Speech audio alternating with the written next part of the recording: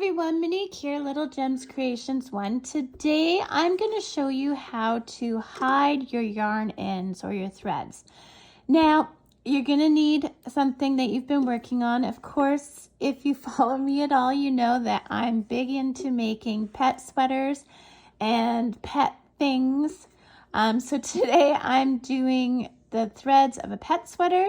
I'll have a link for this tutorial in the description if you want to make one of these cute little pet sweaters. But right now we're here to hide threads because we all love hiding threads, don't we? So start by turning your garment inside out. And let's see, we're just gonna pick a thread. Okay, so grab your needle. We're gonna thread the needle. Now I use crafting needles, and the reason I use crafting needles and not yarn needles is because they're a little bit pointy, and most yarn needles are blunt, and I like to have the little sharpness to get through my stitches. Now you'll notice, even though I have a thread right here, I'm not tying them together because it's a garment and it's going against the skin potentially of say a hairless cat or a hairless dog.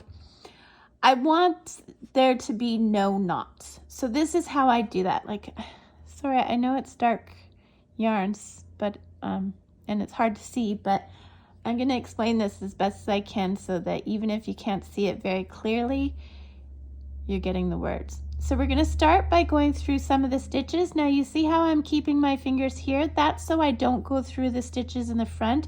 I'm just picking up the stitches at the back. Okay, then I put my thumb on it to hold it so it doesn't distort the stitches. Okay, and now I am going to go just a bit behind and then a bit past the stitches. So if you can see, my working yarn is right here. I'm going behind it and then past it with my needle. Now that is called a back stitch, and what that's going to do is it's going to lock your yarn in place.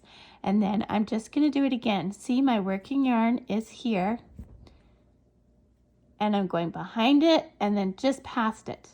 And I'm going to do this a number of times for the length of the yarn. And this is just going to secure the yarn so you don't have to tie any knots. So you do that until you've used up your yarn. You do your cut. And then see, guys, it's not showing on the front, it's not showing on the back. It's totally woven in and it's not going to move because you did those back stitches. So it's that easy. Now you just have to do the rest of your garment. That's the not fun part. So thanks so much for watching. Check the description. I put all kinds of goodies in the description. And if this has been helpful to you in any way, hit that like and subscribe. Have a great day. Bye now.